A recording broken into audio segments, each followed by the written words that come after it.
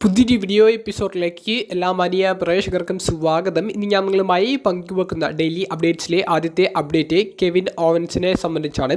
Kevin Owens winged eagle championship defend ചെയ്യാൻ പോകുന്നു.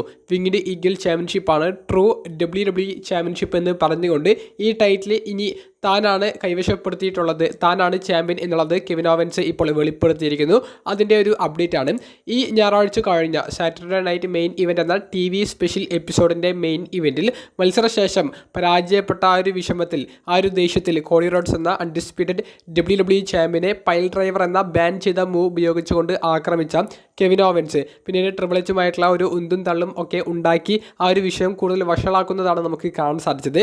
പിന്നീട് റോയിൽ കോഡി റോഡ്സിന് വലിയ ഇഞ്ചുറികൾ നേരിട്ടു എന്നുള്ളത് കമൻറ്റേറ്റേഴ്സ് പറഞ്ഞതിന് ശേഷം കെവിൻ ഓവൻസ് സോഷ്യൽ മീഡിയയിലൂടെ ഇപ്പോൾ അറിയിക്കുന്ന ഒരു അപ്ഡേറ്റ്, ആദ്യം ഇനി വരാൻ പോകുന്ന ഹൗസ് ഷോസ്, ഹോളിഡേ ടൂറുമായി ബന്ധപ്പെട്ടിട്ടുള്ള ലൈവ് ഇവൻറ്റ്സിൽ അദ്ദേഹത്തിൻ്റെ കൈവശമുള്ള ഈ ഒരു വിങ്ഡ് ഈഗിൾ ചാമ്പ്യൻഷിപ്പ് ഡിഫെൻഡ് ചെയ്യുമെന്നാണ് അറിയിച്ചിട്ടുള്ളത്. അത് ഒരു ചരിത്രപരമായിട്ടുള്ള ഡിഫെൻഡിങ് ആയിരിക്കും എന്നുള്ളതും എല്ലാവരും വന്ന് കാണണം എന്നുള്ളതും താനാണ് ട്രൂ WWE ചാമ്പ്യൻ എന്നുള്ളതും കെവിൻ ഓവൻസ് പറയുന്നുണ്ട്. കെവിൻ ഓവൻസ് കോഡി റോഡ്സിനെ ആക്രമിച്ചതും ആ ചാമ്പ്യൻഷിപ്പ് കൈവശപ്പെടുത്തിയതും റിയൽ ആയിട്ട് തന്നെ മുന്നോട്ട് കൊണ്ടുപോകാനാണ് നിലവിൽ പ്ലാൻ ചെയ്യുന്നത്. ഏറ്റവും അവസാനമായി പങ്കുവെക്കാനുള്ളത് സൂപ്പർ താരമായ CM പങ്കിൻ്റെ റസൽമേനിയ 41 പദ്ധതികൾ എന്തൊക്കെയാണ് എന്നുള്ളതിനെ സംബന്ധിച്ചാണ്. റസൽമേനിയ 41 CM പങ്കിന് മത്സരം ഉണ്ടായേക്കും. റസൽമേനിയ 41 നമ്മൾ യഥാർത്ഥത്തിൽ വിചാരിച്ചിട്ടുണ്ടായിരുന്നത് CM പങ്കും സിത്ത് റോളിൻസും തമ്മിലുള്ള 1-on-1 മത്സരം കാണാൻ സാധിക്കുമെന്നായിരുന്നു.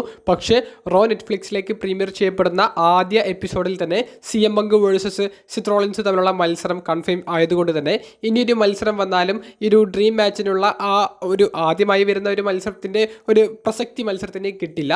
എന്നാൽ നിലവിൽ റസൽ വോട്സ് റിപ്പോർട്ട് ചെയ്യുന്നത് മറ്റൊരു പ്ലാനാണ്.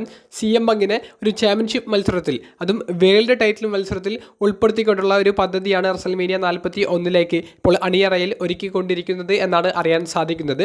കൂടാതെ റസൽ വോട്സ് റിപ്പോർട്ട് ചെയ്യുന്ന മറ്റൊരു കാര്യം കോഡി റോഡ്സിൻ്റെ ചാമ്പ്യൻഷിപ്പിന് CM പങ്ക് ചലഞ്ച് ചെയ്യില്ല എന്നുള്ളതാണ്.